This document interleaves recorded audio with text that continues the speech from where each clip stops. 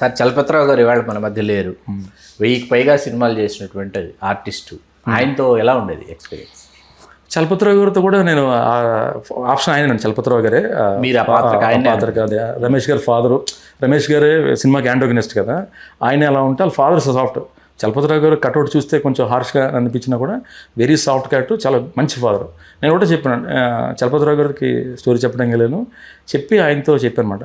ఆయన చూడగానే సార్ నేను నిన్నే పెళ్ళాడితే ముందు మిమ్మల్ని చూడగానే వేరే ఇమేజ్ ఉండేది, నిన్నే పెళ్ళాడితే చూసినప్పుడు కూడా ఫస్ట్ సీన్లో నాకు బాగా గుర్తు తులసి మొక్క దగ్గర లక్ష్మి గారు తిరుగుతుంటే మీరు అంటే ఒక ఆడియన్గా నాకు ఇలా చూసి రామపురా గారు చూసి ఇలా అంటుంటారండి, ఏంటి రామపురా గారికి ఇంకేమన్నా ఉందా నాకు అర్థం కాలేదు. ఆయన కాఫీ అడుగుతున్నారు, ఎందుకంటే ముందు ఆయనకున్న ఇమేజ్ అది కదండి. అది ఆయన అనగా ఒక్కసారి చేయగానే అసలు సినిమా చూసి పెద్దనాన్న అంటే ఎలా ఉండాలి, మామయ్య అంటే ఎలా ఉండాలని మొత్తం ఇమేజ్ మారిపోయిందండి.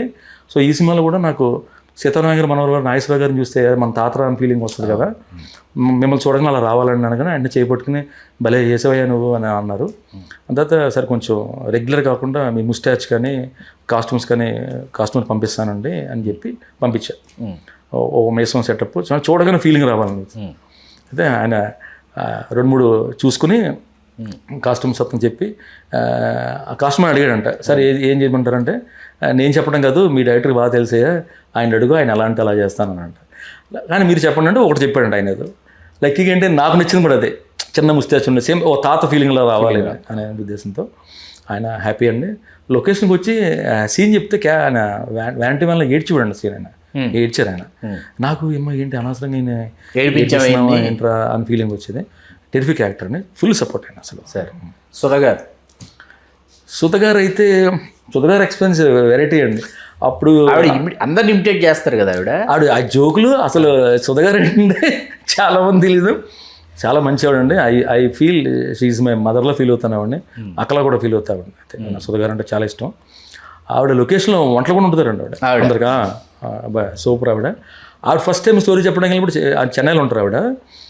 శబ్దాలు వేరే సినిమా డబ్బింగ్ వచ్చారండి. వచ్చగానే బ్రదర్ రిలేషన్ ఉంది మెయిన్ ఆవిడే, రమేష్ గారికి శివాజీరాజు గారికి రవి ప్రకాష్కి సిస్టర్ ఆవిడ. అయితే ఆవిడ కూడా సేమ్ ఆ డబ్బింగ్ థియేటర్లో డబ్బింగ్ గ్యాప్లో సీన్ ఎక్స్ప్లెయిన్ చేస్తుంటే ఆవిడ ఏడుస్తారండి. ఆవిడ ఇప్పుడు యాక్టర్స్ అన్నవాళ్ళు చాలా స్టబ్బాన్గా ఉంటారు అని అనుకుంటాం, అఫ్కోర్స్ సెన్సిబుల్ కూడా, కానీ స్టోరీ చెప్పడం గల అంత అలా అని అనుకోలే. ఆవిడకి చాలా బాగా నచ్చింది. ఆవిడ సూపర్ సుధగారి ఎక్స్పీరియన్స్ కూడా. సార్ శివాజీరాజు గారు అయితే నా మొబైల్లో డార్లింగ్ అని ఉంటుంది ఆయన పేరు. ఆయన అసలు వెరీ ఫ్రెండ్లీ, సూపర్ అండి అసలు. అది ఫస్ట్ ఎక్స్పీరియన్స్ చెప్తాను మీకు, మంచిది. ఆయన సినిమాలో ఆయన మీరు సినిమా చూస్తుంటే ఎప్పుడు వర్క్లో ఉంటాడు, వర్క్ ఓరియంటెడ్, బ్యాడ్ పర్సన్ కాదు, వర్క్ ఓరియంటెడ్. ఆయన క్యారెక్టరైజేషన్ చెప్పాలంటే ఊర్లో ఉన్నప్పుడు చక్కగా జోకులు వేస్తూ నవ్వే క్యారెక్టరు. ఇంకా ఈ మెటీరియలిస్టిక్ వరల్డ్ అనుకోలో, జాబ్ ప్రెజర్ అనుకోలో బెంగళూరు వెళ్ళిపోయి 10-15 years నవ్వటమే మానేసిన క్యారెక్టరు మళ్ళీ ఈ ఊరు వచ్చి ఫస్ట్ పొజిషన్కి ఎలా వచ్చారన్నది ఆయన క్యారెక్టర్ ఆర్క్ అండి. అది character beginning middle and characterization ఉంటుంది ఆయనది. ఆయనది చెప్పాను ఫస్ట్ డే షూటు చిన్న ఏంటి ఎలా చెప్పాలని, ఆయన సిగ్నల్ లేకపోతే నిచ్చెన వేసుకుని పైకి వెళ్ళి ఫోన్ మాడుతుంటాడండి. ఆయన క్యారెక్టరైజేషన్ సినిమాలో ఉంటుంది. హీరో వచ్చినప్పుడు కూడా ఏంటి మన బెంగళూరులో ఎలా ఉన్నాడంటే అని అంటారు. వెళ్తే షార్ట్ తీస్తున్నాను, ఆ నిచ్చిన ప్రొడక్ట్ ఈ ఆర్ట్ డిపార్ట్మెంట్ వాళ్ళు పెద్ద నిచ్చిన తర్వాత కొంచెం కంఫర్ట్గా ఎక్కేలా ఉంటే చాలా నేరో తెచ్చారు. నేరో తెచ్చారు, టైం అయిపోతుంది, షార్ట్ తీయాలి, వెయిట్ చేయలేమని చెప్పి ఒక 4-5 steps ఎక్కించారు. ఎక్కిన తర్వాత నుంచున్నారు, షార్ట్ రెడీ అవుతున్నారు. నాకు ఇంకా ఒక 2 steps ఎక్కితే బాగుంటుంది నా ఫీలింగ్ అండి. కానీ చాలా నేరం ఉంది నాకు తెలుసు, నన్ను ఎక్కమంటే నేను ఎక్కడిపోతాను అలా పరిస్థితి ఉంది. కానీ ఆయన పైకి ఎక్కారు, నాకు చెప్పాలి ఇంకొక 2 steps ఎక్కాలని. అప్పుడు శివాజీరాజు గారు మీకు కంఫర్ట్గా ఉందండి అక్కడ అన్నాను. బాగానే ఉందన్నాడు. ఇఫ్ డోంట్ మైండ్ ఇంకొక 2 steps ఎక్కుతారా అని అడిగా. తప్పని సీరియస్గా చూసారండి ఆయన. చూడగానే అబ్బా అయిపోయింది, మీరంతా ఈరోజు మూడ్ మారిపోయింది ఇంకా అని ఆలోచిస్తుంటే 2 seconds పాజ్ ఇచ్చానా, డార్లింగ్ నీకోసం ఇంకొక 4 steps ఎక్కుతాను అన్నారు. Sir thank you sir so much అన్నాను. అంత ఫన్నీ అండి ఆయన, ఫుల్ కోఆపరేషన్. అదే ఫుల్ కోఆపరేషన్ అసలు. పోసాని కృష్ణమూర్తి గారు 2 days యాక్ట్ చేశారండి ఆయన టైం అంటే టైం అండి అసలు. మనం షూట్ ఏమంటారు మనం షార్ట్ తీసిన ప్రామ్ టైంకి వచ్చేస్తారండి. సో ఇప్పుడు 2 days మంచి ఎక్స్పీరియన్స్ అండి పాపం. ఆయనతో. అసలు నాకు ఆయన రాజా అంటారు కదా ఆయన, అది కొన్ని ఉంటాయి కదండి, కొన్ని ఏ ఆర్టిస్ట్ కన్నా అది ఆ డిఎన్ఏలో వస్తుంది ఏంటి తెలియదు, కానీ మనకి మొనటిని రాదండి. అది ఎన్నిసార్లు చేసినా బోర్ కొట్టదు. ఎంఎస్ నారాయణ గారు కావచ్చు, బ్రహ్మానందం గారు కావచ్చు, వీళ్ళంతా అలా పోసన్ గారు రాజా అన్నది మన ఎన్ని సినిమాలు ఎన్నిసార్లు ఉన్నా బోర్ కొట్టదు. నేనే ఆయన్ని సార్ మీరు రాజా కొంచెం యాడ్ చేయండి, నాకు ఇష్టం ఇది, మీకు ఎక్కడ కంఫర్ట్ ఉంటే అక్కడ యాడ్ చేయండి అని నేనే చెప్పాను.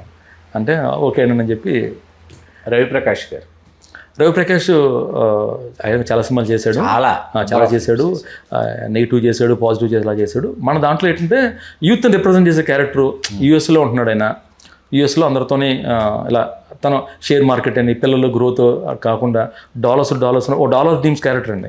అలాంటి క్యారెక్టర్ ట్రాన్స్ఫర్మేషన్ ఎలా వచ్చింది అన్నది ఈ cinema. She is also very. నాకు మన సుమిత్ర గారును సుధా గారు తప్ప మిగతా ఫీమేల్ ఆర్టిస్ట్ గుర్తులేరు. హేమ గారు అండి, హేమ గారు ఉంటే ఇంకా మొత్తం ఏమంటారు యుద్ధకాండ. నిజంగా చెప్పాలంటే అండి, ఆవిడ తింటున్నప్పుడు నిద్రపోతున్నప్పుడు తప్ప ఈ నోరు క్లోజ్ ఉంటుందండి, లేదు చక్కగా నవ్విస్తూ అసలు అన్ని జోకులు, అసలు ఒక వరద ప్రవాహం లాగా అటాక్ అందరి మీద అంతే. ఆవిడ గొప్పగా ఇంటి నుంచి అన్ని తీసుకొస్తారు, మళ్ళీ ఆ ఫుడ్ అంతా తీసుకొచ్చి డైరెక్టర్లకి, కెమెరామెన్కి అందరికీ కూడా చక్కగా డిస్ట్రిబ్యూట్ చేస్తారు. ఆవిడ కూడా సూపర్. సార్ ఇందాక మీ సమాధానాల్లో కమర్షియల్గా ఆడినా ఆడకపోయినా పదప్రయోగం కూడా చేశారు. ఏంటి ఏమైంది అసలు అమ్మమ్మ గారి సినిమా? బ్రేక్ ఈవెన్ అయిందండి యాక్చువల్గా. బ్రేక్ ఈవెన్ అయింది. మరి 30-40 crores అలా కలిసి చేయలేదు, కానీ కమర్షియల్గా పెద్ద సక్సెస్ అవ్వలేదు cinema. But feel good film, చూసినంత చూశారు. నెక్స్ట్ రీచ్కి వెళ్ళాల్సింది, అనుకున్నంత చేయలేదు. పబ్లిసిటీ ఇంకా బాగా చేస్తుంటారు. పబ్లిసిటీ చాలా బాగా ఖర్చు పెట్టారు. అంతా రాంగ్ రిలీజ్ డేట్ సంథింగ్ తప్ప, అదర్ ఫ్యాక్టర్లు తప్ప ప్రొడ్యూసర్ సైడ్ నుంచి ఎటువంటి ఇష్యూ లేదు. అయ్యో నేను ఎంత అంటే అంత చెప్పాను కదా మీకు, ఫస్ట్ విధంగా చెప్పాను కదా, 100% జాబ్ సాటిస్ఫాక్షన్ ఉంది నాకు. అక్కడి నుంచి సుందర సూర్య గారి ప్రయాణం తర్వాత ఏ విధంగా సాగింది?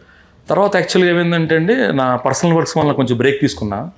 మా బ్రదర్ చనిపోయారు యాక్చువల్గా. సో దానివల్ల ఒక 2 years బ్రేక్ తీసుకున్నా.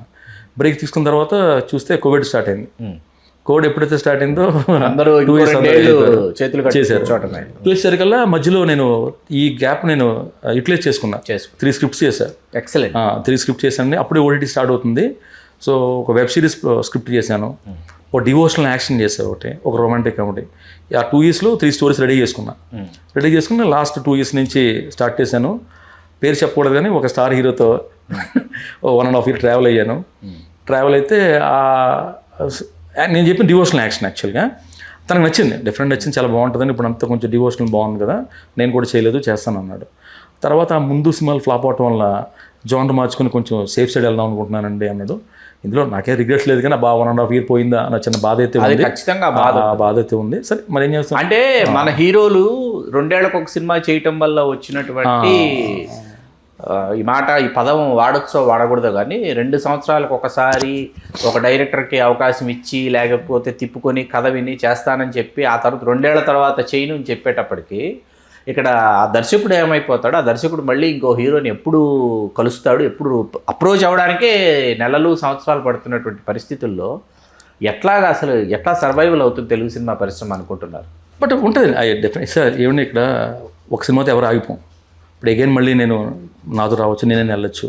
బట్ మీరే చిన్న పెయిన్, అరే 1.5 year అనే బాధ అనిపిస్తుంది. మళ్ళీ అగైన్ ఎంత కదా, ఇక్కడే ఉంటాం కదండి. ఫిల్మ్ ఇండస్ట్రీ అంటే ఎక్కడో కాదు కదా, ఈ 4 states కదా, ఈ 4 states కాబట్టి మళ్ళీ వెళ్ళొచ్చు.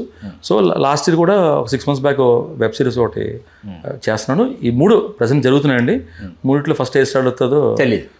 గాడ్ ఓన్లీ నోస్ అనా, లేదంటే we don't know. Random question. Random. అసలు సినిమా పరిశ్రమకు రావాలి అని ఏ సినిమా చూసి అనిపించింది మీకు?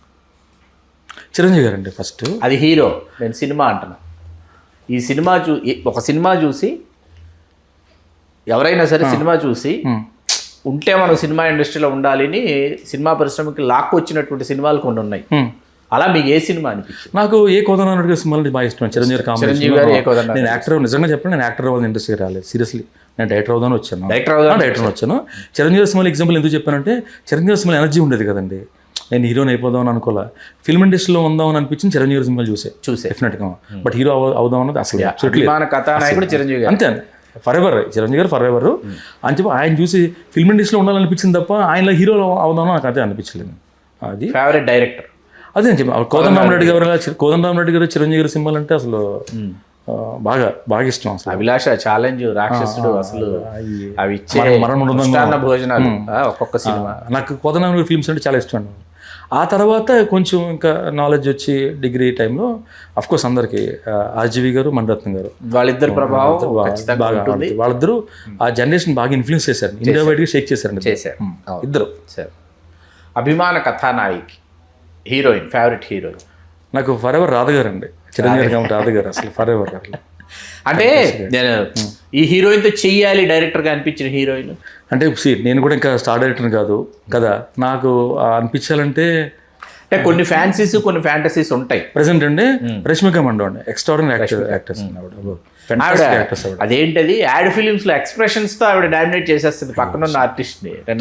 చూసాను చిన్న చిన్న ఎక్స్ప్రెషన్స్ తో, క్యూట్ ఎక్స్ప్రెషన్స్ తో ఆవిడ మొత్తం పక్కనున్న ఆర్టిస్ట్ ని డామినేట్ చేసేస్తున్నారు. టెరిఫిక్ పెర్ఫార్మర్ అండి రష్మిక గారు, అసలు సందేహమే లేదు అందులో.